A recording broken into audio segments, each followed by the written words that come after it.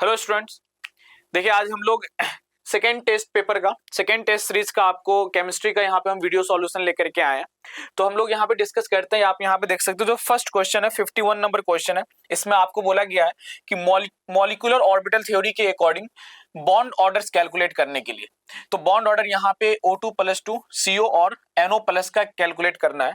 तो हम यहाँ पे बॉन्ड ऑर्डर कैलकुलेट करने के लिए सबसे पहले आपको बनाना पड़ेगा MOT, मॉलिक्यूलर ऑर्बिटल डायग्राम बनाना पड़ेगा आपको।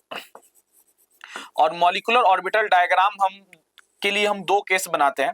अगर मान लीजिए आपको नंबर ऑफ इलेक्ट्रॉन अगर लेस देन इक्वल टू 14 है, तो इसके लिए आपको एक फॉर्मूला बतला रहे हैं 1212, 11 कुछ इस तरीके से लगाते हैं। और अगर मान लीजिए नंबर ऑफ इलेक्ट्रॉन अगर ग्रेटर देन 14 है, तो इसके लिए फॉर्मूला लगाते हैं 1221 111। तो ये कुछ इस अकॉर्डिंग हम लोग इसको अरेंज करेंगे। तो यहाँ पे देख सकते हैं जो O2+2 है, अगर O2+2 के लिए कैलकुलेट करना होगा तो O2+2 में आप पहले देखिए O2 के अंदर टोटल इलेक्ट्रॉन कितना एग्जिस्ट करता है, 16 इलेक्ट्रॉन। दो ऑक्सीजन के एटम है, एक ऑक्सीजन एटम में 8 इलेक्ट्रॉन होगा, दो ऑक्सीजन एटम है तो 16 इलेक्ट्रॉन होगा। तो यहाँ पे हम लोग 16 इलेक्ट्रॉन के लिए फॉर्मूला लगाएंगे ये वाला, क्योंकि ग्रेटर देन 14 इलेक्ट्रॉन के लिए 1221 किस हिसाब से अरेंज करते हैं। तो देखिए पहले 1 लिखा हुआ है, तो आप पहले एक ऑर्बिटल बनाइए, फिर इसके नीचे फिर 2 ऑर्बिटल बनेगा, फिर 2 है, फिर 2 ऑर्बिटल बनेगा, फिर 1 है तो 1 ऑर्बिटल बनेगा, और फिर इसके नीचे 4 टाइम्स 1 है तो 4 टाइम्स आप 1 ऑर्बिटल बनाइए। ठीक है, इस वाले ऑर्बिटल को हम लोग बोलते हैं सिग्मा 1s, इसे हम बोलेंगे सिग्मा स्टार 1s, इसे बोला जाता है सिग्मा 2s, इसे बोला जाता है सिग्मा स्टार 2s, इसे बोलेंगे सिग्मा 2pz, इसे हम लोग बोलेंगे पाई 2px, इसे बोलेंगे पाई 2py, इसे बोला जाता है pi star 2px, pi star 2py, और इसे हम लोग बोलेंगे सिग्मा स्टार 2pz। तो हम अगर O2+2 के अंदर अगर देखेंगे तो O2+2 के अंदर टोटल नंबर ऑफ इलेक्ट्रॉन कितना हो जाएगा, चूंकि +2 है तो 16 - 2 मतलब यहाँ पे टोटल नंबर ऑफ इलेक्ट्रॉन कितना हो जाएगा, 14 इलेक्ट्रॉन। तो 14 इलेक्ट्रॉन को अगर आप इसके अंदर फिल कीजिएगा तो फर्स्ट इलेक्ट्रॉन यहाँ आएगा 1 2 3 4 5 6 7 8 9 10 11 12 13 14। तो अब यहाँ पर अगर हम इसका बॉन्ड ऑर्डर कैलकुलेट करें तो बॉन्ड ऑर्डर का जो फॉर्मूला होता है half into number of electron in bonding molecular orbital into number of electron in anti bonding molecular orbital. तो number of electron in bonding molecular orbital, आप यहाँ पे अगर ध्यान से अगर देखिएगा तो ये सब हमारा बॉन्डिंग मॉलिक्यूलर ऑर्बिटल है, ये हमारा बॉन्डिंग मॉलिक्यूलर ऑर्बिटल। तो 2 इलेक्ट्रॉन, 2 यहाँ पे हो गया 4, 2 यहाँ पे हो गया 6 और 4 यहाँ पे हो गया 10। तो total number of bonding molecular orbital हमारे पास कितना हो गया, नंबर ऑफ बॉन्डिंग इलेक्ट्रॉन हो गया टोटल 10, और 10 minus anti bonding 2 2 4, anti bonding में सिर्फ 4 इलेक्ट्रॉन है तो 10 - 4 कितना हो जाएगा, हाफ इंटू 6 मतलब कितना हो गया 3। बॉन्ड ऑर्डर कितना हो गया 3। तो O2+2 का बॉन्ड ऑर्डर 3 हो गया। तो आप यहाँ पे देख सकते हो कि पहला जो वैल्यू दिया हुआ 1 दिया हुआ है, तो ये ऑप्शन भी नहीं होगा, ये ऑप्शन भी नहीं होगा, ये ऑप्शन भी नहीं होगा, मतलब ये ऑप्शन होगा।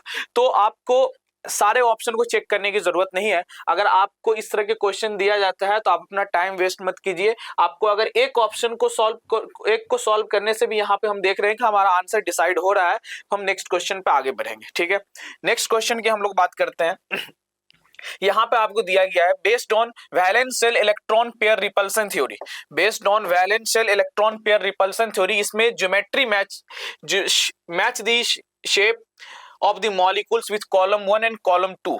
तो यहाँ पे आपको देखिए मॉलिक्यूल्स यहाँ पे दिया हुआ है, 3 मॉलिक्यूल्स दिया हुआ है, Zn F4, Cl F3 और बोरोन ट्राइफ्लोराइड। सबसे पहले हम Zn F4 का कैलकुलेट करते हैं। तो इसको कैलकुलेट करने के लिए आपको कैलकुलेट करना पड़ेगा total number of valence electron. Xenon का जो total number of valence electron होता है वो 8 होता है, फ्लोरीन का 7 होता है इंटू 4, तो ये हो जाएगा 7 4 28, 28 प्लस 8, तो 28 प्लस 8 हो गया आपको टोटल 36। तो 36 को हम लोग डिवाइड करते हैं कितने से, 8 से। इसको आप डिवाइड कीजिएगा 4 टाइम्स, तो 8 4 हो जाएगा 32, यहाँ पे आ जाएगा 4, ये कैंसिल हो जाएगा, और रिमाइंडर्स को हम 2 से डिवाइड करेंगे तो ये 2 हो गया। तो टोटल यहाँ पे जो 4 आ गया, 4 हो जाएगा इसका total number of bond pair, और 2 कितना हो गया, लोन पेयर। तो यहाँ पे स्टेरिक नंबर अगर आप कैलकुलेट कीजिएगा तो स्टेरिक नंबर हो जाएगा 4 + 2 मतलब 6। तो इसकी हाइब्रिडाइजेशन हो जाएगा आपको sp3d2। तो ज्योमेट्री अगर sp3d2, तो यहां से अगर हम इसके स्ट्रक्चर की बात अगर करेंगे तो वो क्या हो जाएगा, ऑक्टाहेड्रल। ऑक्टाहेड्रल, और ऑक्टाहेड्रल का अगर आप डायग्राम बनाइए तो ऑक्टाहेड्रल डायग्राम कुछ इस तरीके से बनेगा, बीच में आ जाएगा जेनॉन 1 2 3 4 5 6। तो आप यहाँ पे देख सकते हैं कि 2 हमारे पास लोन पेयर है और 4 बॉन्ड पेयर है। तो 4 बॉन्ड पेयर तो यहाँ पे आ गया और 2 लोन पेयर आ जाएगा कुछ इस तरीके से। तो अगर हम इसकी शेप की बात करें तो शेप में हम लोग लोन पेयर काउंट नहीं करते हैं। लोन पेयर आप छिपा दीजिएगा तो इसका शेप कैसा हो गया, स्क्वायर प्लेनर, स्क्वायर प्लेनर। तो यहाँ पे आप देख सकते हैं जेनॉन F4 का क्या हो गया, P का हो गया C। अब ऑप्शन में देखिए C का P के साथ किस में मैच है, तो आप यहाँ पे देख सकते हो C का R मैच है, ये ऑप्शन नहीं होगा। C का P यहाँ पे एक मैच है, ये नहीं होगा। C का P यहाँ मैच है, मतलब आपको 4 ऑप्शन में से 2 ऑप्शन तो रिजेक्ट हो गया। अब 2 ऑप्शन में आप आगे बढ़िए। 2 ऑप्शन में अगर आप देखोगे तो B को अगर देखिएगा तो BSS, तो B को चेक करने से आपको कोई फायदा नहीं है, A को भी चेक करने से कोई फायदा नहीं है। आपका डिसीजन मेकिंग यहाँ पे कौन सा हो गया, D। तो आप डी ऑप्शन को चेक कीजिए, डी ऑप्शन में आपका है सीसॉ। तो सीसॉ की ज्योमेट्री कौन सा होगा, तो यहाँ पे अगर आप सीसॉ को अगर चेक कीजिएगा, जैसे मान लीजिए सेकेंड ही हमको अगर दिया हुआ है, तो सेकेंड को अगर हम चेक करते हैं SF4 मॉलिक्यूल्स के बारे में, SF4 के बारे में अगर हम चेक करें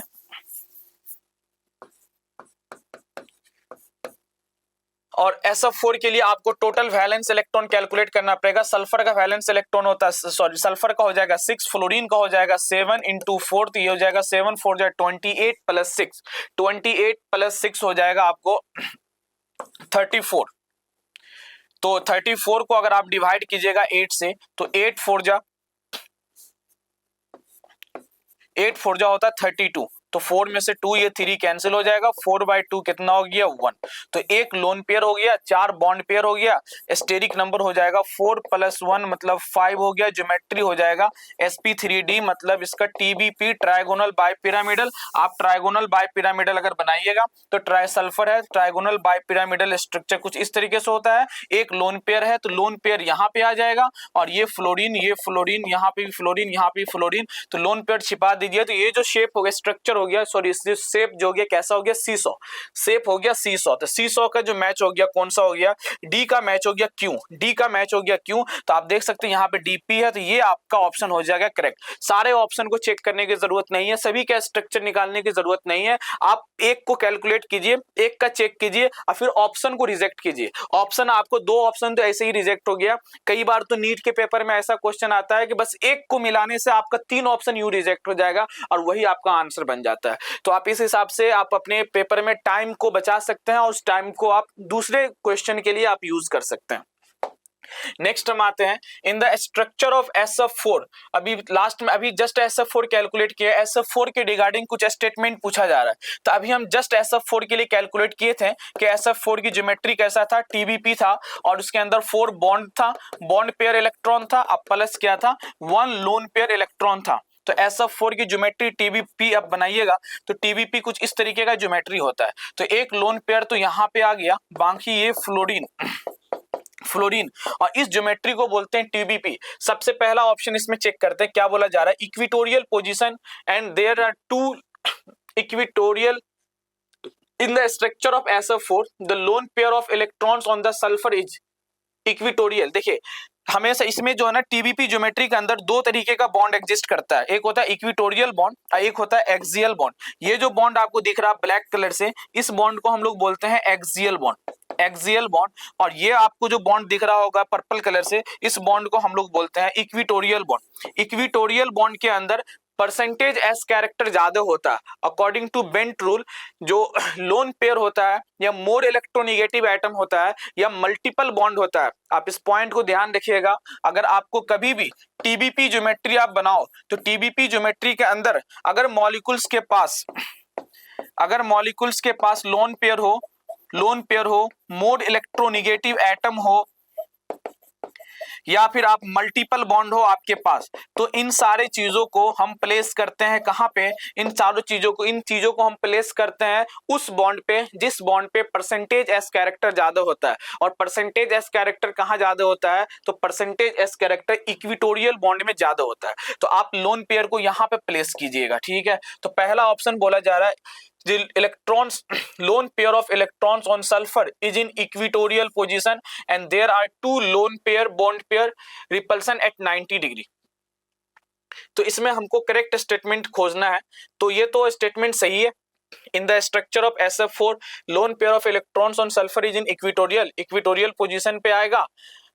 there are two lone pair bond pair repulsion at 90 degree. तो आप देख सकते हैं ये जो बॉन्ड हो गया और ये जो बॉन्ड हो गया, इसके बीच में लोन पेयर बॉन्ड पेयर आएगा, लोन पेयर बॉन्ड पेयर आएगा। ये तीन बॉन्ड जो है ना, ये तीन बॉन्ड ट्रायंगुलर है और इस पे ये जो इक्वेटोरियल बॉन्ड है ना, कुछ इस तरीके से प्लेन से बाहर आ रहा है। आप इस तरह से देख लो, आप बोर्ड के ऊपर ये ट्रायंगल इस तरीके से तीन बॉन्ड बना लिए हैं और ये जो वर्टिकल जिसको आप एक्सियल बॉन्ड बोल रहे हो, तो इसमें एक बॉन्ड ये इस तरीके से बोर्ड से बाहर आ रहा है और एक बॉन्ड बोर्ड के इसके पीछे जाएगा। तो ये वाली जो बॉन्ड हो गया, तो ये वाली बॉन्ड हो गया, ये लोन पेयर है।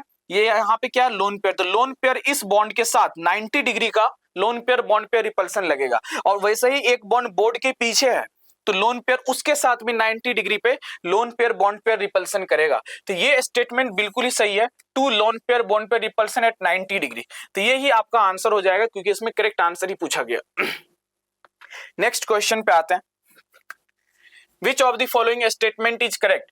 There are infinite number of, इसमें पूछा गया correct statement, there are infinite number of conformation of ethane, बिल्कुल सही।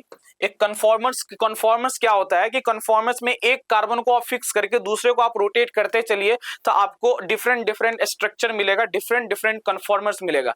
तो इसका infinite number of conformers obtain हो सकता है क्योंकि हम उसको हर एक एंगल पे रोटेट कर सकते हैं।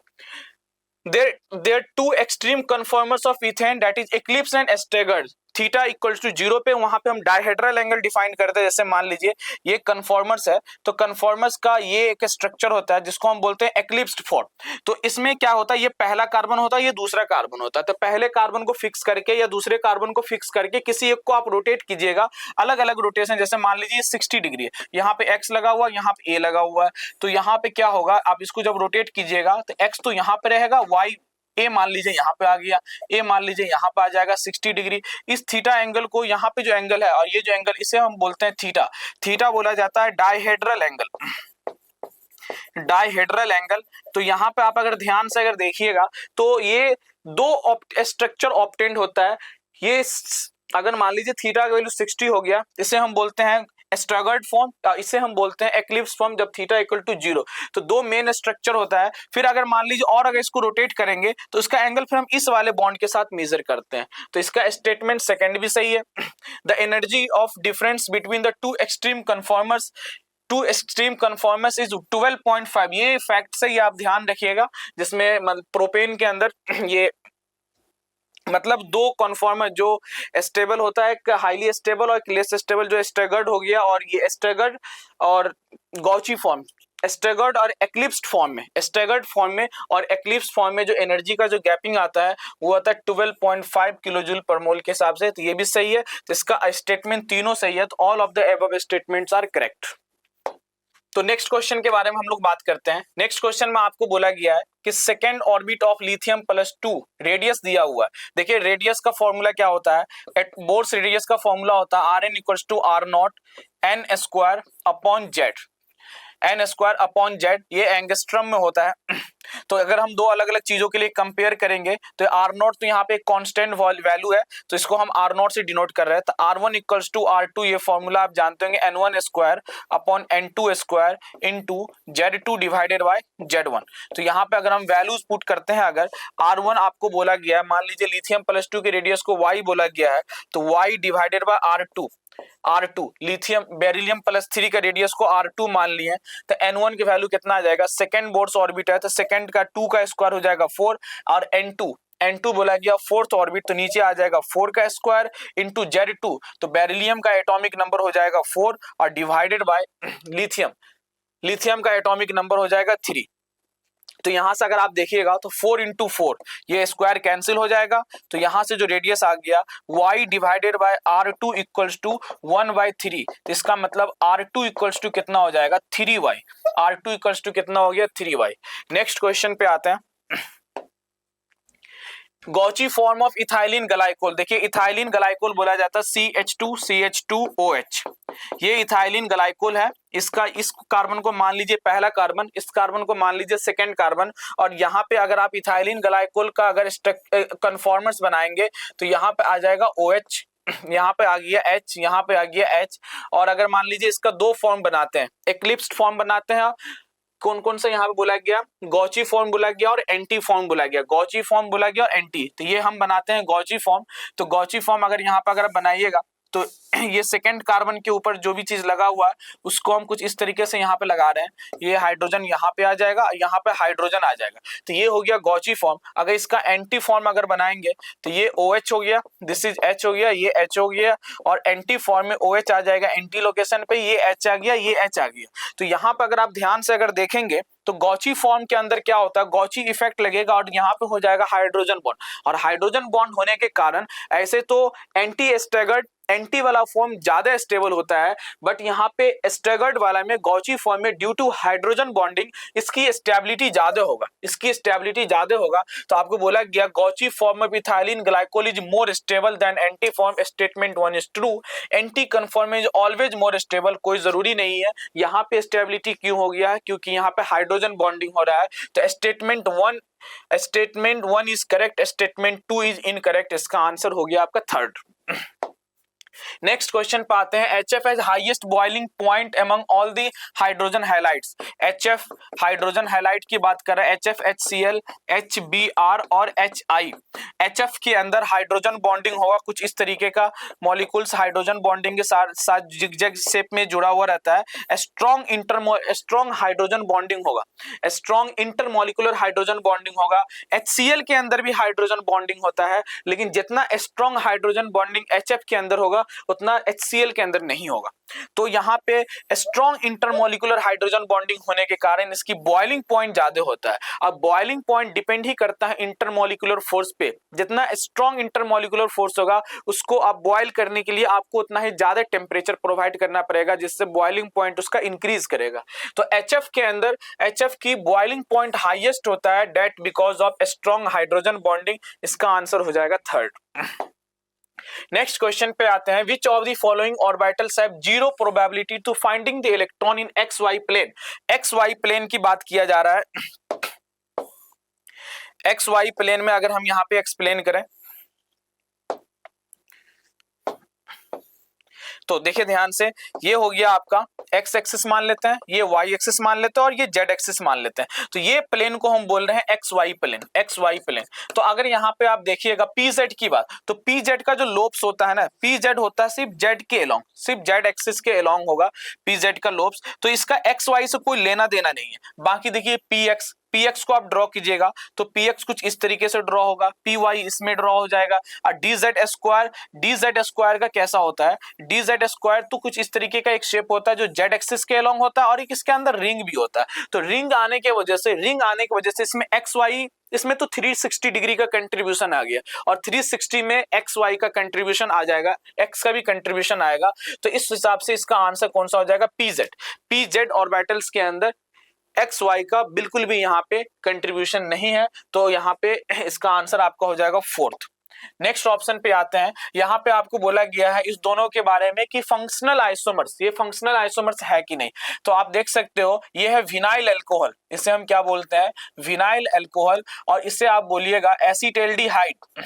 तो दो अलग अलग फंक्शनल ग्रुप है, दो अलग अलग फंक्शनल ग्रुप है, और दोनों का मॉलिक्यूलर फॉर्मूला भी सेम है, मॉलिक्यूलर फॉर्मूला भी सेम है। आप अगर इसका मॉलिक्यूलर फॉर्मूला अगर देखिएगा तो कार्बन है, यहाँ पे कार्बन है तो C2 हो गया, दो हाइड्रोजन यहाँ पे है, एक हाइड्रोजन यहाँ पे है, तो 2 1 3 और 1 4, तो यहाँ पे हो गया C2H4 और O।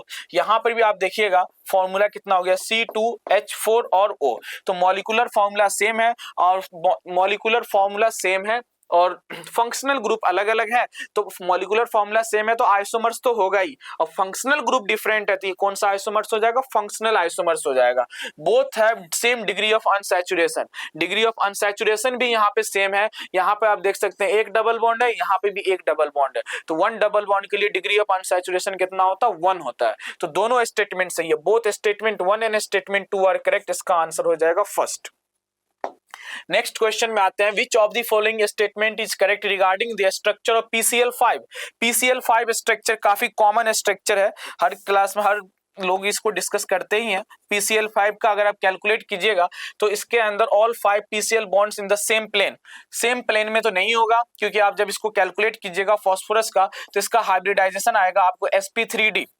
आप कैलकुलेट कर ही लेते हैं, टोटल वैलेंस इलेक्ट्रॉन फास्फोरस का कितना हो जाएगा 5, क्लोरीन का हो जाएगा 7 × 5 तो ये हो जाएगा टोटल 40। 40 को आप डिवाइड कीजिए 8 से तो 8 5 टाइम्स कैंसिल हो जाएगा 0, मतलब लोन पेयर तो आया नहीं, बॉन्ड पेयर आ गया 5 और 5 आ गया तो स्टेरिक नंबर 5 होने से ज्योमेट्री हाइब्रिडाइजेशन हो जाएगा sp3d और इसका ज्योमेट्री हो जाएगा trigonal bipyramidal. Trigonal bipyramidal को हम कुछ इस तरीके स्ट्रक्चर से ड्रॉ करते हैं PCl5 और सारे लोकेशन पे किया जाएगा क्लोरीन क्लोरीन क्लोरीन। और आप जानते हैं ट्रायगोनल बाय पिरामिडल के अंदर दो तरह के बॉन्ड्स होते हैं, एक्सियल बॉन्ड्स, ये दोनों बॉन्ड्स क्या हो गया एक्सियल बॉन्ड्स, ये वाली 3 बॉन्ड्स क्या हो गया इक्विटोरियल बॉन्ड्स। और एक्सियल बॉन्ड्स और इक्विटोरियल बॉन्ड्स का बॉन्ड लेंथ अलग अलग होता है, एक्सियल बॉन्ड्स की बॉन्ड लेंथ ज्यादा होता है, एक्सियल का बॉन्ड लेंथ इक्विटोरियल से ज्यादा होता है, इक्विटोरियल से ज्यादा होता है क्या चीज, बॉन्ड लेंथ। अब आते हैं ऑप्शन भी, पहला ऑप्शन बोला all 5 PCl bonds lie in the same plane।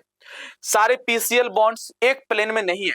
आप ये देखिएगा ये 3 बॉन्ड जो है, ये 3 बॉन्ड जो है ये बोर्ड के प्लेन पे है, ये आप इस तरीके से समझ जाइए, ये 3 प्लेन बोर्ड के प्लेन पे है। अब बाकी ये दो जो बॉन्ड है इक्विटोरियल एक्सियल वाला, ये एक बोर्ड से बाहर आ रहा है, एक बोर्ड के पीछे जा रहा है, तो एक प्लेन में तो है नहीं, तो ये ऑप्शन आपका होगा नहीं। All bond angle in PCl is 90 degree.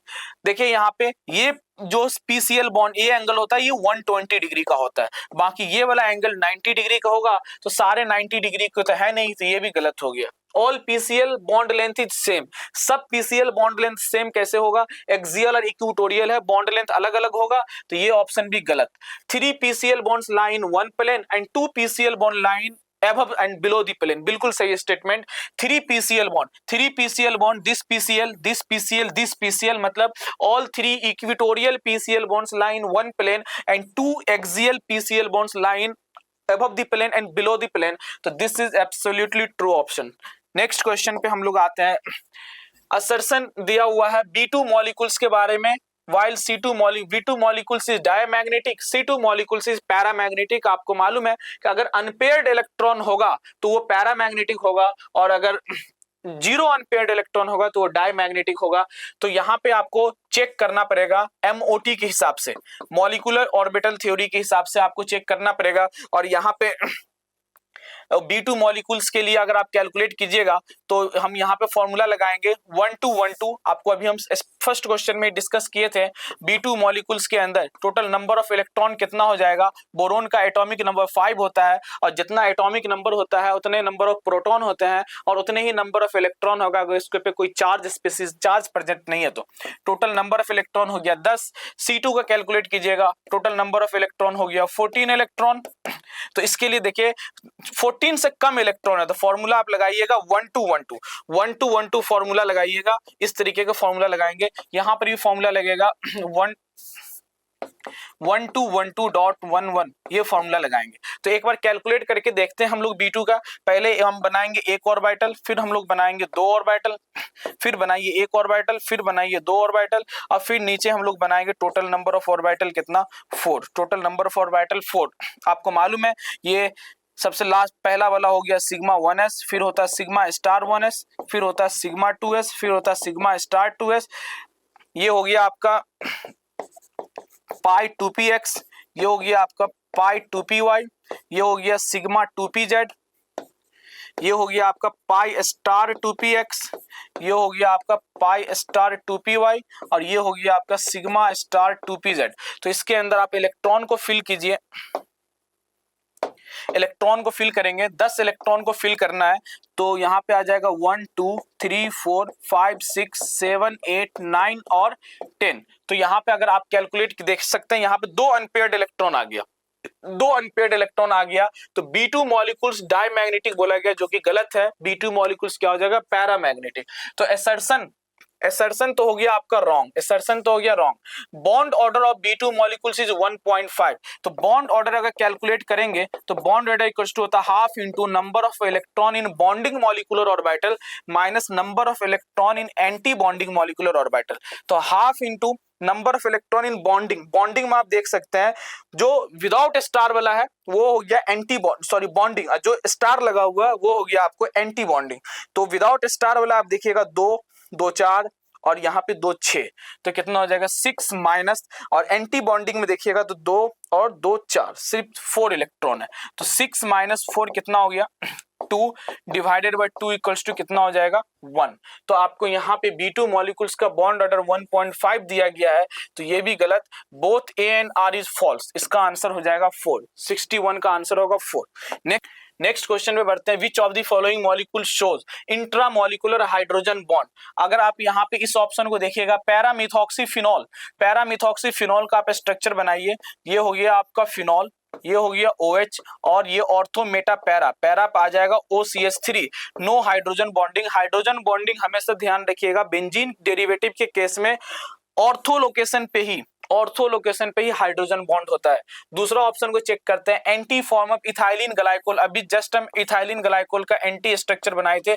एक OH यहाँ आएगा, एक OH यहाँ आएगा, H यहाँ आएगा, ये H यहाँ पे आएगा, यहाँ पे ये H, यहाँ पे ये इथाइलिन ग्लाइकोल का एंटी फॉर्म है। और इसमें भी हाइड्रोजन बॉन्डिंग कब होता है, जब यहाँ पे 60 डिग्री डायहेड्रल एंगल पे होगा, तब एंटी पोजीशन होगा, जिसे हम लोग बोलते हैं गॉची इफेक्ट बोलते हैं। तो यहाँ पे ये ऑप्शन भी गलत, ये भी गलत। सैलिसैल्डिहाइड, सैलिसैल्डिहाइड क्या होता है, फिनॉल के ऊपर ऑर्थो हाइड्रोक्सी बेंजल्डिहाइड, ये OH हो गया, ये OH हो गया, और ये C डबल बॉन्ड H हो गया। तो यहाँ पे देखिए ये होता है सैलिसैल्डिहाइड का स्ट्रक्चर। तो आपको ये स्ट्रक्चर ध्यान में रहना चाहिए। इसे हम ऑर्थो हाइड्रोक्सी बेंजल्डिहाइड भी बोलते हैं, ऑर्थो हाइड्रोक्सी बेंजल्डिहाइड। तो यहाँ पे हाइड्रोजन बॉन्डिंग होगा, and this is the correct answer of this. Next question देखते हैं, the compound which show metamerism, the compound which show metamerism. तो आप यहाँ पे देख सकते हो C5। मेटामेरिज्म क्या होता है, मेटामेरिज्म के लिए डाइवेलेंट या ट्राइवेलेंट फंक्शनल ग्रुप होना चाहिए, डाइवेलेंट या ट्राइवेलेंट फंक्शनल ग्रुप होना चाहिए, और 2 या 2 से ज्यादा स्ट्रक्चर के अंदर आइदर वन साइड या बोथ साइड अल्काइल ग्रुप अलग अलग होना चाहिए। जैसे यहाँ पर अगर पहला ऑप्शन देख सकते हो आप C5H12, ये एल्केन है।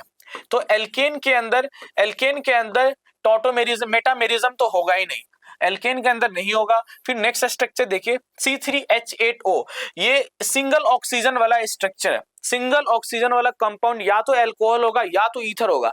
अल्कोहल के अंदर तो मेटामेरिज्म पॉसिबल नहीं होगा, ईथर के अंदर पॉसिबल होता है। तो चेक करते हैं C3H8O से कौन सा ईथर बनेगा।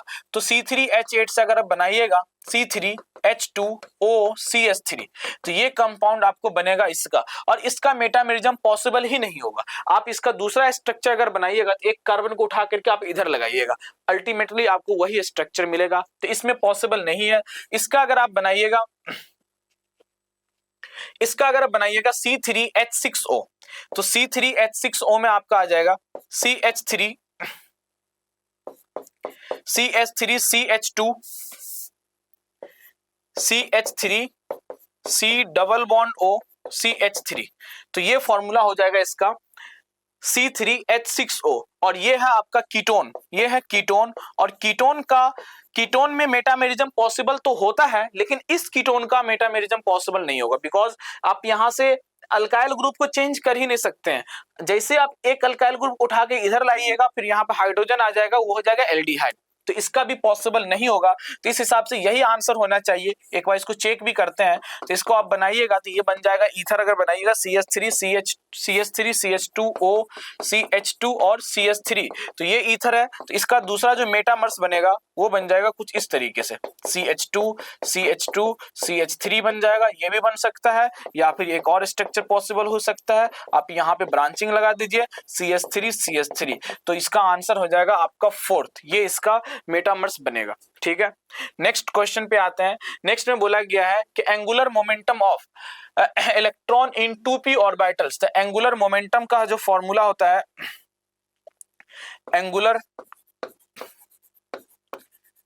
एंगुलर मोमेंटम का हम लोग फॉर्मूला निकालते हैं, वो होता है h divided by 2 pi under root of l into l plus 1। और 2p ऑर्बिटल के लिए पूछा गया है, तो l की वैल्यू कितना हो जाएगा 1। l की value azimuthal quantum number, s के लिए होता है l की वैल्यू 0, p के लिए तो होता है 1, d के लिए 2 और f के लिए कितना होता है 3। तो बस l की वैल्यू आपको यहाँ पे पुट कर देना, कितना 1 पुट कर देना। तो आंसर कितना आ जाएगा, h divided by 2 pi under root of 1 into 1 plus 1, that is ये वैल्यू कितना आ जाएगा √2। तो √2 h divided by 2 pi, √2 h divided by 2 pi 66 का आंसर हो जाएगा सेकंड। नेक्स्ट क्वेश्चन पे हम लोग बढ़ते हैं। इसमें बोला गया है कि 100 watt bulb emits monochromatic light of wavelength 400 angstrom, calculate the number of photons per second. तो आपको यहाँ पे जो बल्ब का जो है ना 100 वाट का बल्ब पावर दिया गया है, तो पावर क्या होता है, पावर होता है energy per unit time, energy per unit time. और एनर्जी का फॉर्मूला कितना होता है, NHc by lambda, NHc by lambda into time. तो यहां से आपको कैलकुलेट करना है, दैट इज हम बोल सकते हैं P इक्वल्स टू फॉर्मूला क्या बन जाएगा, NHc divided by lambda into T। और आपको यहाँ पे क्या कैलकुलेट करना है, तो पर सेकेंड कैलकुलेट करना है। तो टाइम का वैल्यू आपको पर सेकेंड 1 सेकेंड आ जाएगा। तो यहाँ पे हमको कैलकुलेट करना नंबर ऑफ फोटोन पर second. So number of photon पर सेकेंड कैलकुलेट कीजिएगा, तो n/t इक्वल्स टू कितना हो जाएगा, n/t इक्वल्स टू हो जाएगा P into lambda divided by HC, P into lambda divided by HC। सबकी वैल्यूज पुट कीजिए, पावर आपको यहाँ पे दिया हुआ 100, लैम्डा का वैल्यू दिया हुआ आपको कितना 4000 एंगस्ट्रॉम। तो एंगस्ट्रॉम को चेंज कर लीजिए मीटर में, तो 10 टू दी पावर -10 आ जाएगा, 10 टू दी पावर -10 हो जाएगा। H की value Planck's constant 6.6 into 10 to the power -34 into C की वैल्यू हो जाएगा 3 इंटू 10 टू दी पावर 8। सबको आप कैलकुलेट कर लीजिए, आपका आंसर आ जाएगा ये 2 into 10 to the power 20। Next question पे आते हैं हम लोग। नेक्स्ट क्वेश्चन बोला गया wavelength of photon emitted during the transition of n equals to 3। Third shell से, ये मान लीजिए अलग अलग शेल है, तो ये मान लेते थर्ड और ये मान लेते फर्स्ट। यहां से यहां अगर इलेक्ट्रॉन अगर जंप करता है, तो इसमें बोला गया है इसका वेवलेंथ कितना होगा। तो वेवलेंथ के लिए आपके पास एक फॉर्मूला होता है जिसको हम रिडबर्ग फॉर्मूला ही बोलते हैं, 1/λ equals to RZ² into 1/n1² minus 1/n2²। तो वैल्यूज पुट कीजिए, R की, R तो कांस्टेंट है, R के टर्म में ही आंसर दिया हुआ है, हाइड्रोजन है, एटॉमिक नंबर 1 हो जाएगा। लोअर एनर्जी, तो लोअर एनर्जी यहाँ पे n equals to 3, n equals to 1, तो 1/1 माइनस n2 का स्क्वायर हो जाएगा, 3 का स्क्वायर 9। तो यहाँ से जो वैल्यू आ जाएगा r into 1 minus 1/9, that is r into 9 में से 1 चला जाएगा, ये हो जाएगा 8/9। तो 1/λ इक्वल्स टू हो गया 8r डिवाइडेड बाय 9। तो लैम्डा का वैल्यू कितना हो जाएगा 9 divided by 8r, 9 divided by 8r, ये आंसर हो जाएगा इसका। नेक्स्ट क्वेश्चन पे हम लोग आते हैं। Polar molecules among the following, मतलब यहाँ पे डायपोल मोमेंट कैलकुलेट करना है। पोलर और नॉन पोलर हम कैसे डिसाइड करते हैं, डायपोल मोमेंट से। डायपोल मोमेंट की वैल्यू अगर 0 आ गया, डायपोल मोमेंट की वैल्यू अगर 0 आ रहा है, तो मॉलिक्यूल्स कैसा होगा, नॉन पोलर हो जाएगा। डायपोल मोमेंट की वैल्यू अगर नॉट इक्वल्स टू 0 आ रहा है, मॉलिक्यूल्स कैसा हो जाएगा, पोलर हो जाएगा। आप इसमें कैलकुलेट कीजिएगा। अगर CO2 मॉलिक्यूल्स की बात कीजिएगा, तो CO2 का हाइब्रिडाइजेशन होता है sp ज्योमेट्री हो जाएगा, लीनियर ज्योमेट्री हो जाएगा। लेकिन इसमें आपसे पूछा गया पोलर, तो देखिए ऑक्सीजन और कार्बन, ये मोर इलेक्ट्रोनेगेटिव एटम, ये लेस इलेक्ट्रोनेगेटिव एटम। तो यहाँ पे जो डायपोल वेक्टर का जो डायरेक्शन होगा कुछ इस तरीके से होगा, यहाँ पे डायरेक्शन कुछ इस तरीके से होगा, इक्वल एंड अपोजिट वेक्टर है, तो ये कैंसिल हो जाएगा। तो डायपोल मोमेंट की वैल्यू यहाँ पे आ गया 0, यहाँ पे आ गया 0, तो ये तो हो गया nonpolar molecules. Next check करते हैं। नेक्स्ट अगर आप SF6 की अगर बात कीजिएगा, तो SF6 में भी आपको यहाँ पे इसका ऑक्टाहेड्रल शेप आएगा, ऑक्टाहेड्रल आएगा, इसमें भी आपका 0 ही आएगा। इस ऑप्शन को अगर आप देखिए SO2 के बारे में, SO2 को अगर आप कैलकुलेट कीजिएगा तो इसका जो टोटल वैलेंस इलेक्ट्रॉन अगर आप कैलकुलेट करेंगे, सल्फर का 6 हो जाएगा, ऑक्सीजन का भी 6 हो जाएगा, तो 12 हो जाएगा। टोटल कितना हो गया 18। 18 को अगर आप डिवाइड कीजिएगा 8 से तो 8 टू जा 2 टाइम कैंसिल हो जाएगा, ये आ जाएगा 2। तो 2 को फिर से हम डिवाइड करेंगे, 2 को हम डिवाइड करेंगे 2 से तो आ जाएगा एक लोन पेयर, मतलब 2 बॉन्ड है एक लोन पेयर है। तो हाइब्रिडाइजेशन कितना हो जाएगा इसका sp2, सॉरी 2 और 1 से कितना हो जाएगा, हाइब्रिडाइजेशन हो जाएगा sp2। तो इसका ज्योमेट्री कैसा हो जाएगा, ट्रायगोनल प्लेनर। ट्रायगोनल प्लेनर बनाने के लिए आपको कुछ इस तरीके का लोकेशन, ये ट्रायगोनल प्लेनर है जिसके अंदर 2 बॉन्ड है तो 2 ऑक्सीजन डबल बॉन्ड से जुड़ जाएगा और एक आ जाएगा लोन पेयर। तो इसका जब लोन पेयर को आप छिपा देंगे तो यहाँ पे देख सकते हैं ये जो हो जाएगा लोन पेयर का डायपोल मोमेंट का डायरेक्शन इधर होगा, इसका डायपोल मोमेंट का डायरेक्शन इधर होगा, इसका डायपोल मोमेंट का डायरेक्शन इधर होगा, और ये दोनों डायपोल मोमेंट मिलकर एक रिजल्टेंट डायपोल मोमेंट देगा। लेकिन ये इसको कैंसिल नहीं करेगा, कैंसिल इसलिए नहीं करेगा, डायरेक्शन तो अपोजिट है बट मैग्नीट्यूड अलग है। यहाँ पे जो डायपोल मोमेंट आया है that is because of SO bond, और यहाँ पे जो डायपोल मोमेंट है that because of lone pair. तो ये कैंसिल नहीं करेगा, तो कैंसिल नहीं करेगा तो डायपोल मोमेंट हो गया नॉट इक्वल टू 0, और नॉट इक्वल टू 0 हो गया तो मॉलिक्यूल्स कैसा हो जाएगा, पोलर। नेक्स्ट क्वेश्चन की बात करते हैं, what will be the wavelength of ball of mass 0.1 kg। 0.1 kg के मास से वेलोसिटी 10 मीटर पर सेकेंड। तो वेवलेंथ का फॉर्मूला होता है lambda equals to h divided by mv, lambda equals to h divided by mv। तो इसमें पूछा है what will be the wavelength of a ball of mass 0.1 kg। तो h की वैल्यू आप यहाँ पे पुट कर लीजिए 6.62 into 10 to the power -34 divided by mass यहाँ पे दिया हुआ है 0.1 kg और वेलोसिटी भी आपको दिया हुआ 10। तो ये तो 10 कैंसिल ही हो गया, आंसर आ जाएगा 6.62 into 10 to the power -34। Answer इसका हो जाएगा ये 4 आंसर हो जाएगा। ये काफी सिंपल क्वेश्चन था, आपको डेटा भी बढ़िया दिया गया था जो आसानी से कैंसिल हो गया। नेक्स्ट क्वेश्चन में अगर आप यहाँ पे देखते हैं तो यहाँ पे आपको बोला गया है लीनियर मॉलिक्यूल्स। तो यहाँ पे H2O का आपको पता है हाइब्रिडाइजेशन sp3 होता है। इसका आंसर आपको काफी इजी क्वेश्चन है, 71 का आंसर हो जाएगा फर्स्ट। नेक्स्ट क्वेश्चन बढ़ते हैं, octet rule is not satisfied. देखिए ऑक्टेट रूल जो एक्सेप्शन होता है, 3 आपको एक्सेप्शन ध्यान रखना चाहिए। एक तो होता है हाइपोवैलेंट मॉलिक्यूल्स, हाइपोवैलेंट मॉलिक्यूल्स, एक होता है हाइपरवैलेंट मॉलिक्यूल्स, हाइपरवैलेंट मॉलिक्यूल्स मॉलिक्यूल्स, और एक जो तीसरा होता है वो होता है odd electron molecules, odd electron molecules. Odd electron molecules किसको बोलते हैं, जब आप सारे एटम के इलेक्ट्रॉन को, सारे एटम के इलेक्ट्रॉन को आप अगर ऐड करेंगे और वो वैल्यू अगर ऑड नंबर आता है तो उसे ऑड इलेक्ट्रॉन मॉलिक्यूल्स बोलते हैं। आप NO की ऑड कीजिएगा तो नाइट्रोजन के अंदर total number of valence, nitrogen का जो total number of valence electron है वो कितना है 5, और ऑक्सीजन है कितना है 6। तो 6 और 5 कितना हो गया 11। तो 11 है, तो वैलेंस इलेक्ट्रॉन यहाँ पे 11 है, ये ऑड नंबर है। तो ये ऑड इलेक्ट्रॉन मॉलिक्यूल्स और ऑड इलेक्ट्रॉन मॉलिक्यूल्स कभी भी लुईस ऑक्टेट रूल को फॉलो नहीं करता है। नेक्स्ट क्वेश्चन पे हम लोग आते हैं, the region where probability of density function reduce to 0 is called as. जहां पे 0 इलेक्ट्रॉन डेंसिटी होता है या तो वो नोडल प्लेन या फिर हम उसे क्या बोलते हैं, नोड्स, नोडल सरफेस बोलते हैं। आंसर इसका हो जाएगा थर्ड, बोथ 1 and 2। ऑर्बिटल्स के अंदर तो इलेक्ट्रॉन होते ही होते हैं, तो ऑर्बिटल आंसर नहीं होगा। नेक्स्ट क्वेश्चन बोला गया, in which of the following molecules bonds are not equal. Bonds देखिए, बॉन्ड्स इक्वल होता है नहीं इक्वल होता है TBP, ट्राइगोनल बाइपिरामिडल ज्योमेट्री। हम पहले अभी कैलकुलेट किए हैं SF4 के अंदर, स्टार्टिंग में यही क्वेश्चन कई बार डिस्कस हो चुका है। SF4 के अंदर TBP ज्योमेट्री होगा तो यहाँ पे एक्सियल और इक्वेटोरियल बॉन्ड्स आएंगे, और axial and equatorial bonds are not equal. Axial bonds की लेंथ ज्यादा होता है as compare to equatorial bonds. Next question पे आते हैं, which of the following having maximum chiral centre. Chiral centre देखिए यहाँ पे ये कायरल सेंटर, ये भी कायरल सेंटर, ये भी chiral centre, total chiral centre 4 हो गया।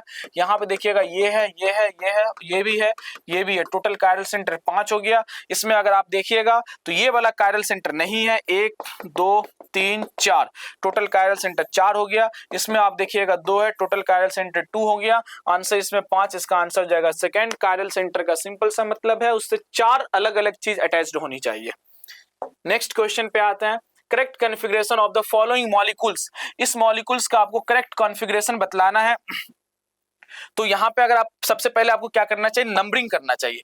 पहले आप इस पर नंबरिंग अगर करेंगे, नंबरिंग में आप देखिएगा ये कार्बन हो जाएगा फर्स्ट, क्योंकि नंबरिंग इस हिसाब से किया जाता है कि functional group should be at lower position. तो आप इधर से अगर नंबरिंग करेंगे तो ये थोड़ा डिस्टेंस पा जाएगा, इसलिए हम इधर से नंबरिंग करते हैं 1 2 3 4। तो अगर हम यहाँ पे सेकंड कार्बन पे अगर देखते हैं तो सेकंड कार्बन पे आपको प्रायोरिटी ऑर्डर मेंशन करना पड़ेगा, उससे जो ग्रुप अटैच्ड है सीआईपी रूल के अकॉर्डिंग हम प्रायोरिटी मेंशन करते हैं। तो फर्स्ट प्रायोरिटी पे तो आ जाएगा यहाँ पे। इससे देखिए पहला क्या अटैच्ड है, इधर ऑक्सीजन, इधर कार्बन, इधर भी ये वाला क्या कार्बन, इधर हाइड्रोजन। तो ऑक्सीजन की एटॉमिक नंबर ज्यादा है तो इसके एटॉमिक नंबर हो गए हायर प्रायोरिटी पे।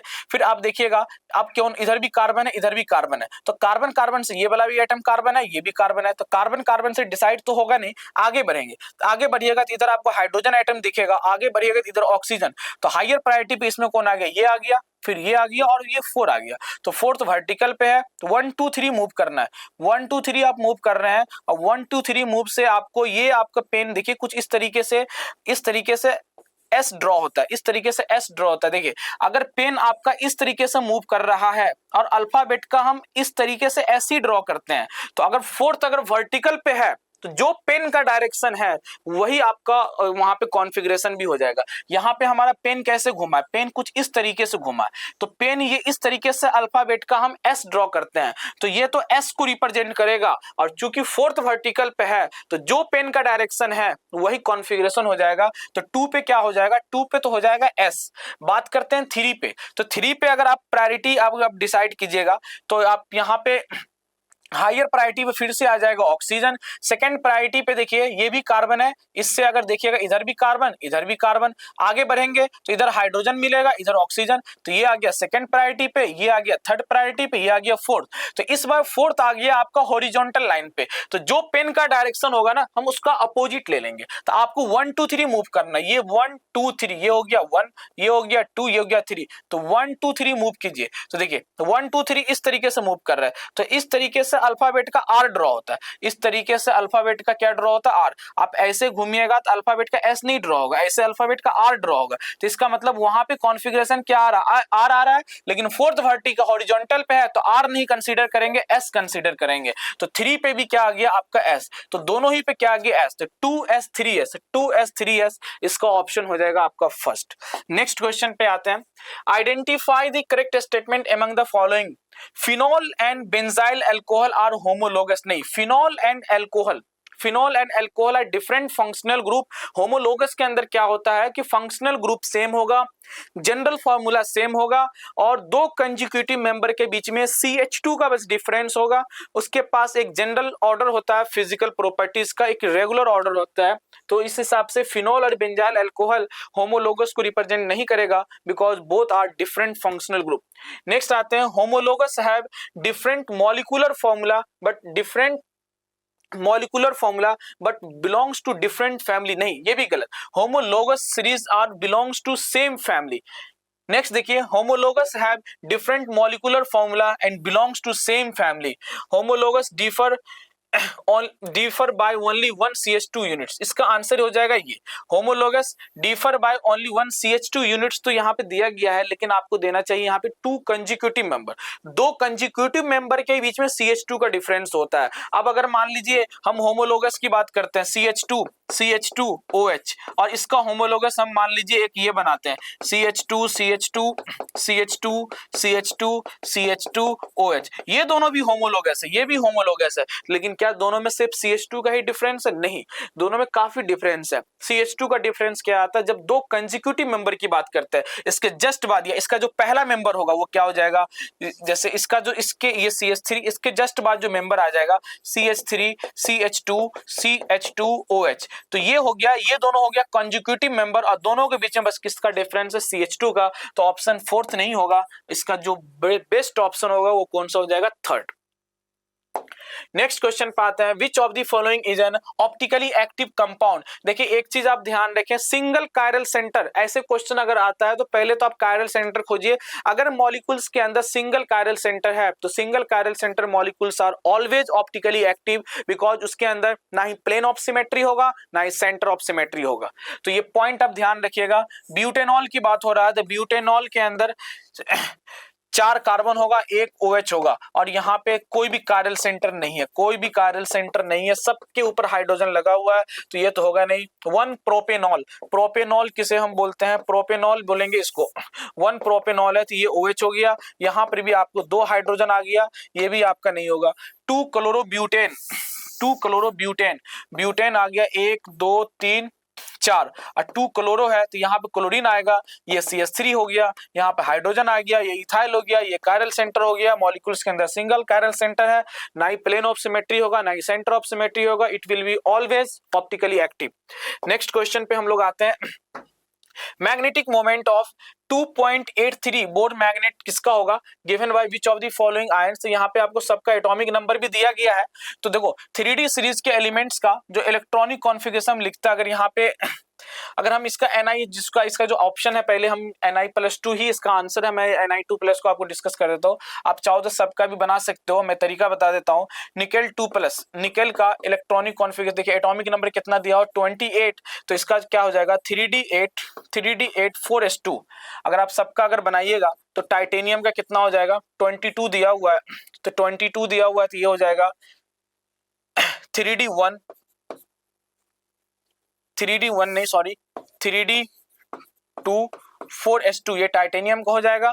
और टाइटेनियम +3 का अगर आप बनाइएगा तो टाइटेनियम का 3 इलेक्ट्रॉन बाहर जाएगा, 2 s से जाएगा, 1 d से जाएगा, तो ये हो जाएगा 3D1। इसका अगर बनाइएगा निकेल +2 का, तो यहाँ पे 2 इलेक्ट्रॉन बाहर जाएगा, दोनों 4s का बाहर चल जाएगा, 3D8। अब इसका अगर d के अंदर आप इलेक्ट्रॉन देखिएगा कितने अनपेयर्ड इलेक्ट्रॉन है, तो 1 2 3 4 5 6 7 8, 2 अनपेयर्ड इलेक्ट्रॉन है, n की वैल्यू 2 हो गया। तो मैग्नेटिक मोमेंट कैलकुलेट करना √of n × n+1 bore magnetron. तो n की वैल्यू यहाँ पे 2 आ रहा है, 2 × 2 + 1 कितना हो जाएगा 2 1 3 और 3 2 1 3 और 3 6 हो जाएगा, √6, और √6 का अप्रोक्सीमेटली वैल्यू कितना होता है 2.83 बोर्स मैग्नेट्रॉन। इसका आंसर हो जाएगा आपको निकेल +2। ठीक है, नेक्स्ट क्वेश्चन पे हम लोग आते हैं। नेक्स्ट क्वेश्चन बोला गया विच of the following pairs represent the stereo isomers.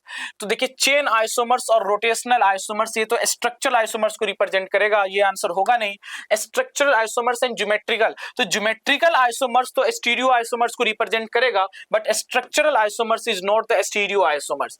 Linkage isomers and geometrical, तो ज्योमेट्रिकल अगेन रिप्रेजेंट करेगा, बट लिंकेज आइसोमेरिज्म हम लोग कोऑर्डिनेशन कंपाउंड के अंदर पढ़ते हैं, जहां पे लिंकेज आइसोमेरिज्म एग्जिस्ट करता है बिकॉज ऑफ फ्लेक्सिडेंटेड लिगेंड्स, तो ये भी आपका स्ट्रक्चरल आइसोमेरिज्म का पार्ट हो गया। लेकिन अगर आप फोर्थ ऑप्शन देखेंगे geometrical isomerism and optical isomerism, 3 तरह के हमारे पास स्टीरियो आइसोमर्स होते हैं, geometrical isomers, optical isomers and conformers. तो ये ऑप्शन आपका यहाँ पे करेक्ट ऑप्शन है, these two will represent the stereo isomers. Next question पे आते हैं। बोर्स थ्योरी के अकॉर्डिंग आपको बोला गया है कि फिफ्थ ऑर्बिट का एंगुलर मोमेंटम कितना होगा। एंगुलर मोमेंटम का फॉर्मूला लगाते हैं NH divided by 2π, NH divided by 2π, और n की वैल्यू दिया गया फिफ्थ ऑर्बिट, तो 5h डिवाइडेड बाय 2π, जिसको आप चाहो तो लिख सकते हो 2.5h डिवाइडेड बाय π। आंसर इसका हो जाएगा सेकंड। तो डायरेक्ट फॉर्मूला बेस्ड क्वेश्चन है। नेक्स्ट क्वेश्चन पे हम लोग आते हैं। The orbital diagram which the of बाउ प्रिंसिपल इज वायलेटेड। देखिए ऑफ बाउ प्रिंसिपल क्या बोला जाता है कि इलेक्ट्रॉन पहले हम भरेंगे लोअर एनर्जी शेल में, उसके बाद higher energy shell. Lower energy shell को अगर आप कंप्लीट कर लेते हो फिर हायर एनर्जी शेल में इलेक्ट्रॉन भरेगा। लेकिन अगर आप यहाँ पे अगर इस ऑप्शन को अगर देखिएगा तो लोअर एनर्जी शेल में सिर्फ एक ही इलेक्ट्रॉन भरा हुआ है और ये हायर एनर्जी शेल को भर दिया गया, तो ये वायलेट कर रहा है ऑफ बाउ प्रिंसिपल को। पहले हमको 2s के अंदर 2 इलेक्ट्रॉन भरना होता है, फिर जाके 2p के अंदर हम इलेक्ट्रॉन को भरते हैं। तो इसका आंसर कौन सा हो जाएगा, सेकंड आंसर हो जाएगा। नेक्स्ट क्वेश्चन की हम लोग बात करते हैं।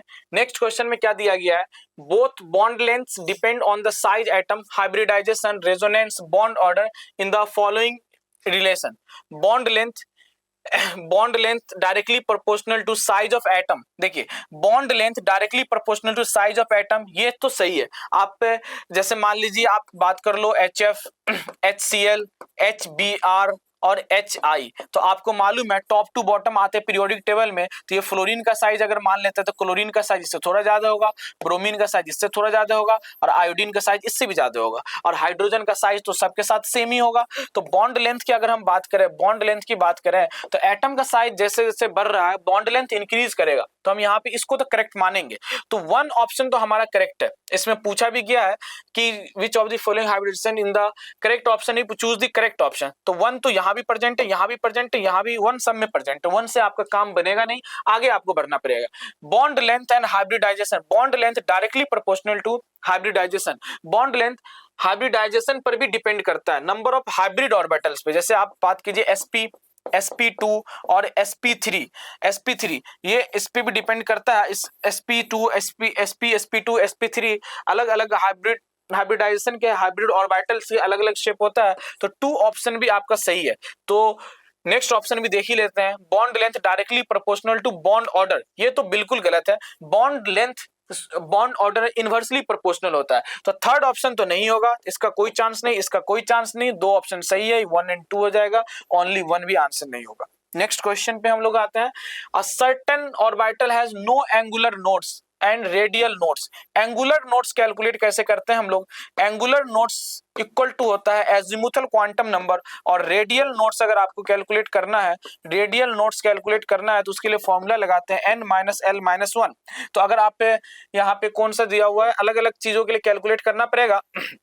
तो अगर 2s के लिए कैलकुलेट करेंगे तो यहाँ पे जो एंगुलर नोड्स की l की वैल्यू कितना हो जाएगा, 0, क्योंकि s के लिए l की वैल्यू 0। तो नो एंगुलर नोड्स तो है, लेकिन no angular nodes and 2 radial nodes. Radial nodes अगर कैलकुलेट करेंगे तो रेडियल नोड्स का फॉर्मूला होता है n-l-1। तो n की वैल्यू हो गया 2 -0 -1, तो 2 - 1 हो गया 1। तो यहाँ पे बोला जा रहा है 2 रेडियल नोड्स, यहाँ पे रेडियल नोड्स 1 आ रहा है, तो ऑप्शन 1 नहीं होगा। 3s की बात करते हैं, तो 3s में भी आप देख सकते हैं यहाँ पे नो एंगुलर नोड्स होगा, बिकॉज s है, तो l की वैल्यू तो यहाँ पर भी 0 हो गया। लेकिन अगर रेडियल नोड्स की बात करेंगे तो 3 - 0 - 1, 3 - 0 - 1, तो यहाँ पर आ गया 2। तो यही आपका सही होगा, क्योंकि रेडियल नोड्स यहाँ पे 2 आ रहा है और एंगुलर नोड्स आपका 0 आ रहा है।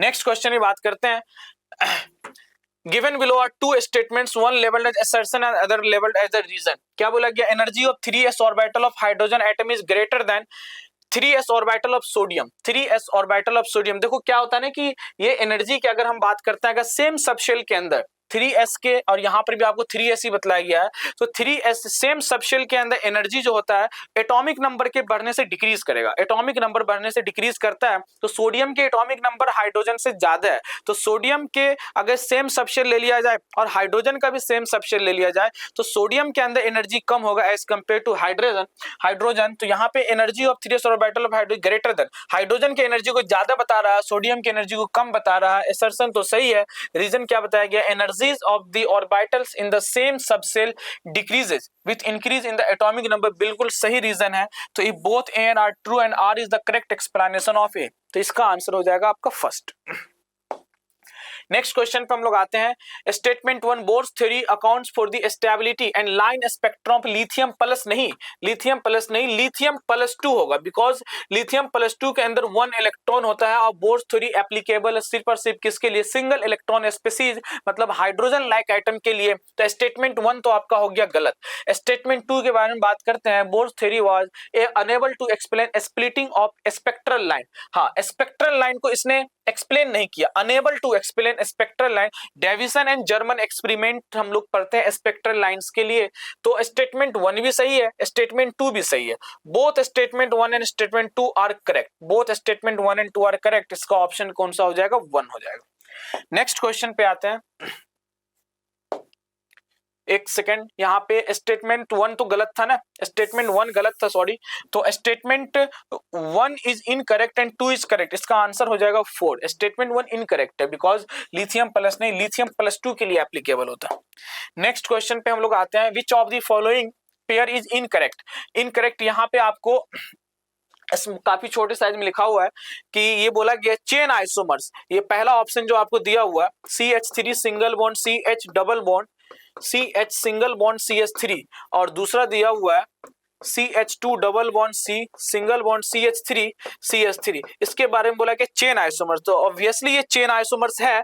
अगर आप यहाँ पे देखिएगा चेन आइसोमर्स क्या होता है कि पेरेंट चेन के अंदर नंबर ऑफ कार्बन एटम क्या होना चाहिए, नंबर ऑफ कार्बन एटम क्या होना चाहिए, अलग अलग। तो यहाँ पे दोनों के अंदर नंबर ऑफ कार्बन एटम अलग अलग है, यहाँ पे 4 कार्बन एटम है, यहाँ पे 3, तो चेन आइसोमर्स तो है। तो ये ऑप्शन सही है, लेकिन आपसे पूछा गया इनकरेक्ट, तो this is not your answer.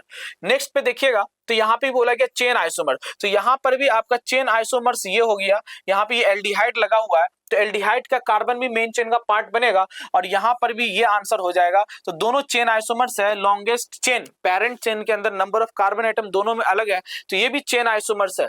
Next option देखिएगा पोजीशन, तो ये भी पोजीशन है, मिथाइल यहाँ ऑर्थो पे लगा हुआ है, यहाँ मेटा पे लगा हुआ है, तो दिस इज पोजीशन आइसोमर्स। लेकिन अगर आप इस ऑप्शन को देखोगे तो ये आइसोमर्स ही नहीं है, इसमें फंक्शनल आइसोमर्स बोला गया, लेकिन यहाँ पे कीटोन दिया गया है, यहाँ पे एल्डिहाइड। तो आप जल्दबाजी में यहाँ पे कंफ्यूजन होंगे कि यहाँ पे तो ये एल्डिहाइड और कीटोन है कि ये फंक्शनल आइसोमर्स तो है, तो आपको कोई ऑप्शन ही नहीं समझ में आएगा कौन सा आपको लगेगा ये तो बोनस क्वेश्चन, लेकिन नहीं, ये बोनस नहीं है। आप अगर ध्यान से इस ऑप्शन को देखिएगा तो दोनों का मॉलिक्यूलर फॉर्मूला अलग अलग है। यहाँ पे कार्बन है 1 2 3 4 5, यहाँ पे कार्बन एटम 1 2 3 4, सिर्फ 4 कार्बन एटम है, तो ये आइसोमर्स ही नहीं है, तो आइसोमर्स नहीं है, तो ये आपका सही ऑप्शन है, करेक्टली मैच नहीं है।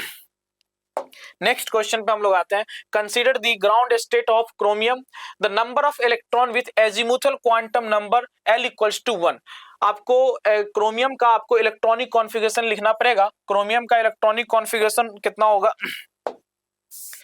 क्रोमियम का इलेक्ट्रॉनिक कॉन्फ़िगरेशन हो जाएगा आपको 4s2, या फिर आप ऐसे लिख लो 3d4 और 4s2, 3d4 4s2 पूरा लिखना पड़ेगा आपको। इसमें एजीमुथल क्वांटम नंबर बोला गया 1s2 2s2 2p6 2p6 3s2 3p6 4s2 और 3d कितना हो जाएगा 4। आपको बोला गया है टोटल नंबर ऑफ इलेक्ट्रॉन बतलाने के लिए जिसका एजीमुथल क्वांटम नंबर 1 है, तो एजीमुथल क्वांटम नंबर 1 किसका होता है, p का होता है। तो p देखिए यहाँ पे है और यहाँ पे सॉरी p6 होगा और p यहाँ पर भी है, तो दोनों p के अंदर 6 इलेक्ट्रॉन यहाँ 6 इलेक्ट्रॉन यहाँ, इसका आंसर हो जाएगा 12। Total L equals to 1, L equals to 1 वाले एजीमुथल क्वांटम नंबर के अकॉर्डिंग टोटल इलेक्ट्रॉन कितना हो जाएगा 12।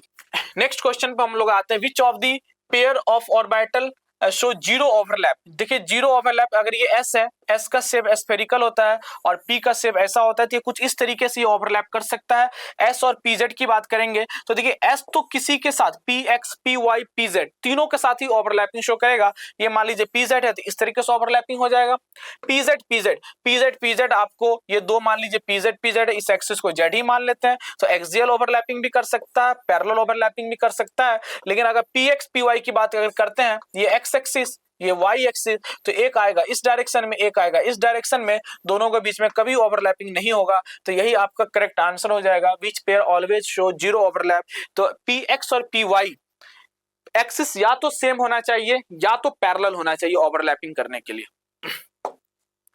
नेक्स्ट क्वेश्चन पे हम लोग आते हैं, statement 1, characteristics of cathode rays do not depend upon the material of electrode. Electrode के मटेरियल पे डिपेंड नहीं करता है कैथोड रेज। स्टेटमेंट 1 बिल्कुल सही है कि एक कैथोड रेज कभी भी इलेक्ट्रोड के मटेरियल पे डिपेंड नहीं करेगा।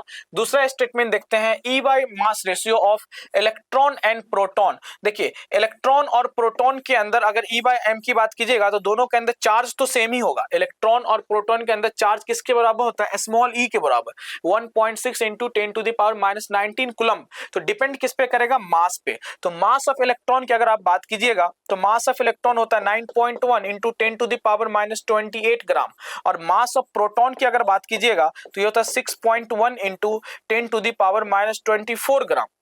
तो आप देख सकते हैं कि इनवर्सली प्रोपोर्शनल टू मास, तो मास का वैल्यू यहाँ पे जिसका मैक्सिमम होगा, मैक्सिमम मास किसका है, तो यहां पर अगर E बाय एम लीजिएगा तो E by m mass of electron 10 to the power minus 28, जब ऊपर चला जाएगा तो 10 टू द पावर प्लस 28। तो इलेक्ट्रॉन का E बाय एम वैल्यू ज्यादा है, E by m value electron का ज्यादा है प्रोटॉन से, इलेक्ट्रॉन का ज्यादा है प्रोटॉन से। इसमें क्या बोला गया, E by m ratio of electron is less than, तो ये गलत हो गया, ये इलेक्ट्रॉन की कम बतला रहा है, इलेक्ट्रॉन का ज्यादा होगा। इलेक्ट्रॉन की मास को आप 10 टू द पावर माइनस 20 जब नीचे आएगा तो ऊपर जाके कितना हो जाएगा 10 टू द पावर 28, ये ऊपर जाकर कितना हो जाएगा 10 टू द पावर 24। तो ये वैल्यू ज्यादा होगा, इलेक्ट्रॉन का E/m वैल्यू ज्यादा होगा। तो स्टेटमेंट 1 तो सही है, स्टेटमेंट 2 फॉल्स है। Statement 1 is correct, statement 2 is incorrect. इसका आंसर कौन सा हो जाएगा? सी आंसर हो जाएगा। नेक्स्ट क्वेश्चन पे हम लोग आते हैं। Tautomerism is exhibited by, tautomerism कहां होगा? जहां पे इस तरीके का सिस्टम होगा और जेड की हाइब्रिडाइजेशन कितनी होनी चाहिए? sp3, और यहां पे अटैच होना चाहिए हाइड्रोजन। तो आप यहां पर अगर ध्यान से अगर देखोगे तो डबल बॉन्ड तो है, सिंगल बॉन्ड भी है, लेकिन यहाँ पे हाइड्रोजन नहीं है, तो ये भी नहीं होगा। डबल बॉन्ड है, सिंगल बॉन्ड है, लेकिन हाइड्रोजन नहीं है, ये भी नहीं होगा। डबल बॉन्ड है, सिंगल बॉन्ड है, और सिंगल बॉन्ड से आइटम जो अटैच उसके ऊपर हाइड्रोजन है, तो इसका आंसर हो जाएगा 4। इसमें भी चेक कर सकते हो, डबल बॉन्ड सिंगल है लेकिन हाइड्रोजन नहीं है, तो इसका आंसर हो जाएगा 3rd। नेक्स्ट क्वेश्चन पे आते हैं। Select the incorrect statement among the given below. All chiral compounds are optically active, कोई जरूरी नहीं है भाई। ऑप्टिकल एक्टिव और ऑप्टिकली इनएक्टिव डिपेंड करता है सिमेट्रिसिटी से। अगर कंपाउंड्स के अंदर ना ही प्लेन ऑफ सिमेट्री है ना ही सेंटर ऑफ सिमेट्री है, तभी वो कंपाउंड को हम ऑप्टिकली एक्टिव बोलेंगे। अगर कोई भी एक सिमेट्रिसिटी एग्जिस्ट कर रहा है, इधर प्लेन ऑफ सिमेट्री है, सेंटर ऑफ सिमेट्री, तो उसे हम ऑप्टिकली इनएक्टिव बोलते हैं। तो कायरल कंपाउंड होने से ऑप्टिकल एक्टिव का कोई लेना देना नहीं है। आपसे पूछा गया इनकरेक्ट स्टेटमेंट, इनकरेक्ट स्टेटमेंट पूछा गया, तो all chiral compounds are optically active, इसमें ऑल कायरल कंपाउंड्स को ऑप्टिकली एक्टिव बोला जा रहा था। आंसर तो यही हो गया। इनकरेक्ट स्टेटमेंट आपसे पूछा गया और यही है इनकरेक्ट स्टेटमेंट। बाकी और भी देख लेते हैं। ऑल ऑप्टिकली एक्टिव कंपाउंड्स है, कायरल बिल्कुल सही है स्टेटमेंट है। ऑल कायरल डिसॉल्वेबल ये भी सही है, और racemic mixture are optically inactive at to intermolecular nuclear भी सही है। तो इसका आंसर पहला ही हो गया। नेक्स्ट क्वेश्चन पे आते हैं। एसपी मिक्सिंग, देखिए एसपी मिक्सिंग कहां होगा? या तो बॉन्डिंग मॉलिक्यूलर ऑर्बिटल का, बॉन्डिंग मॉलिक्यूलर ऑर्बिटल के साथ मिक्सिंग कीजिए, या एंटी बॉन्डिंग मॉलिक्यूलर ऑर्बिटल को एंटी बॉन्डिंग मॉलिक्यूलर ऑर्बिटल के साथ आप मिक्सिंग कर सकते हैं एसपी मिक्सिंग के केस में। यहां पे दोनों बॉन्डिंग मॉलिक्यूलर ऑर्बिटल है, नहीं होगा। यहाँ पे दोनों एंटी बॉन्डिंग मॉलिक्यूलर ऑर्बिटल है, नहीं होगा। यहाँ पे आप देख सकते हैं दोनों बॉन्डिंग मॉलिक्यूलर ऑर्बिटल है, यहां पर भी नहीं होगा। यहाँ पे एक बॉन्डिंग मॉलिक्यूलर ऑर्बिटल ये एक एंटी बॉन्डिंग। हमने क्या बताया? एसपी मिक्सिंग क्या होगा? कभी भी SP mixing is not possible in, SP mixing यहां पे पॉसिबल नहीं होगा। एसपी मिक्सिंग के लिए या तो दोनों ऑर्बिटल बॉन्डिंग मॉलिक्यूल का होना चाहिए, या दोनों ऑर्बिटल क्या होना चाहिए? एंटी बॉन्डिंग का होना चाहिए। तो यहाँ पे देखिए दोनों बॉन्डिंग का है, तो यहाँ पे एसपी मिक्सिंग होगा। दोनों एंटी बॉन्डिंग का है, यहां पर भी एसपी मिक्सिंग होगा। दोनों बॉन्डिंग मॉलिक्यूलर ऑर्बिटल है, यहां पर भी एसपी मिक्सिंग होगा। यहां पे एक बॉन्डिंग मॉलिक्यूलर ऑर्बिटल और एक एंटी बॉन्डिंग है, यहां पे एसपी मिक्सिंग नहीं होगा, और यही आपका करेक्ट आंसर होगा। नेक्स्ट क्वेश्चन पे हम लोग आते हैं। The orbitals are called degenerate, degenerate मतलब सेम एनर्जी, आंसर इसका हो गया 4। डिजेनरेट हम बोलते हैं सेम एनर्जी लेवल पे होगा, तो डिजेनरेट। नेक्स्ट है how many stereo isomers does this molecules. Stereo isomers अगर टोटल कैलकुलेट करना है तो टोटल ऑप्टिकल आइसोमर्स और टोटल ज्योमेट्रिकल आइसोमर्स काउंट करते हैं। और ऑप्टिकल आइसोमर्स कैलकुलेट करने के लिए चूंकि ये मॉलिक्यूल्स अनसिमेट्रिकल है, तो अनसिमेट्रिकल मॉलिक्यूल्स के लिए अगर ऑप्टिकल आइसोमर्स कैलकुलेट करना होगा 2 to the power n, और अनसिमेट्रिकल मॉलिक्यूल्स के लिए GI कैलकुलेट करना होगा 2 to the power n। यहाँ पे n क्या हो गया? Number of chiral centre. यहाँ पे n क्या हो जाएगा? नंबर ऑफ डबल बॉन्ड और ऐसे बॉन्ड जहां पे GI पॉसिबल होगा। तो यहाँ पे देख सकते हैं ये वाला कार्बन कायरल सेंटर है और इसके अबाउट GI होगा, तो 2 to the power 1 equals to 2 ये हो गया आपका ऑप्टिकल आइसोमर्स, और 2 to the power 1 equals to 2 ये हो गया आपका GI। तो टोटल कितना हो जाएगा? Stereo isomers 4। 97 का आंसर कौन सा हो जाएगा? 4। नेक्स्ट क्वेश्चन पे हम लोग आते हैं। 48 में आप देख सकते हो p पाई d पाई मल्टीपल बॉन्ड। तो यहाँ पे देखिए p पाई d पाई होने के लिए कम से कम थर्ड पीरियड का एलिमेंट होना चाहिए, थर्ड पीरियड का एलिमेंट होना चाहिए। ये दोनों सेकंड पीरियड है, सेकंड पीरियड के अंदर कभी भी d ऑर्बिटल्स आएगा ही नहीं। Second period 1s 2s 2p, second shell के अंदर या तो s सबशेल आएगा या फिर p सबशेल आएगा। तो यहाँ पे डी सबसेल का कोई चांस ही नहीं है, तो यहाँ पर भी नहीं होगा। CO2 में दोनों सेकंड पीरियड का एलिमेंट यहाँ पर भी नहीं होगा। नाइट्रोज इसमें भी दोनों सेकंड पीरियड के यहाँ पर भी नहीं होगा। यहाँ पे सल्फर थर्ड पीरियड एलिमेंट है, तो यहाँ पे p पाई d पाई का चांसेस बनेगा। नेक्स्ट क्वेश्चन की हम लोग बात करते हैं 99 number question. Which of the following statement is incorrect for writing the Lewis dot structure. तो इसमें अगर आप ये थर्ड स्टेटमेंट देखिएगा, in general least electropositive atom occupy central, in general least electropositive atom को हम लोग सराउंडिंग में रखते हैं, तो सराउंडिंग में रखेंगे, ये स्टेटमेंट इनकरेक्ट है और ये इसका आंसर हो जाएगा, ये थर्ड इसका करेक्ट आंसर होगा। नेक्स्ट क्वेश्चन पे हम लोग आते हैं, read the following statement and choose the correct option. यहाँ पे आप देख सकते हो पीओ बॉन्ड लेंथ आपको कैलकुलेट करना है, PO bond length order PO4 3 minus, PO4 3 minus में यहाँ पे जो हम बॉन्ड ऑर्डर कैलकुलेट करते हैं, जहाँ पे रेजोनेंस होता है sigma plus pi divided by sigma, तो PO4 3 माइनस का जो स्ट्रक्चर हो जाएगा कुछ इस तरीके से, PO11O माइनस, चूंकि 3 माइनस है तो -1 -1, तो इसका जो बॉन्ड ऑर्डर हो जाएगा टोटल सिग्मा बॉन्ड कितना हो गया 1 2 3 4 प्लस 1 डिवाइडेड बाय 4, तो ये हो जाएगा 5 डिवाइडेड बाय 4, 5 डिवाइडेड बाय 4 हो जाएगा। HPO2 3 माइनस में अगर कैलकुलेट कीजिएगा तो P डबल बॉन्ड O और O माइनस, तो PO3 तो हो गया, एक और आ जाएगा H, तो यहाँ पे हम बॉन्ड ऑर्डर कैलकुलेट करेंगे तो 1 2 3 सिग्मा, 3 प्लस 1 डिवाइडेड बाय 3, तो ये हो गया आपका 4/3। फिर आप कैलकुलेट कीजिए H2PO2 2 माइनस, 1 माइनस है तो H2, यहाँ पर भी आपका स्ट्रक्चर बन जाएगा कुछ इस तरीके से, P डबल बॉन्ड O और 2 ऑक्सीजन, -1 चार्ज एक है तो एक ऑक्सीजन पे -1 चार्ज आ जाएगा, एक ऑक्सीजन आ जाएगा OH के साथ, तो यहाँ पे 2 ही ऑक्सीजन है, दोनों ऑक्सीजन आ चुका है, अब 2 हाइड्रोजन आएगा, 2 हाइड्रोजन आएगा, तो यहाँ पे जो बॉन्ड ऑर्डर हो जाएगा 1 2 3, इसको नहीं काउंट करेंगे क्योंकि यहाँ रेजोनेंस नहीं हो रहा है, यहाँ पर भी रेजोनेंस नहीं हो रहा है, तो 1 और 2, 2 सिग्मा बॉन्ड है, 1 पाई बॉन्ड है डिवाइडेड बाय 2, तो 3/2 कितना हो गया 1.5, यहाँ पे आ गया आपको 4/3 और 5/4, तो यहाँ पर अगर हम वैल्यू कैलकुलेट कर लें 5/4,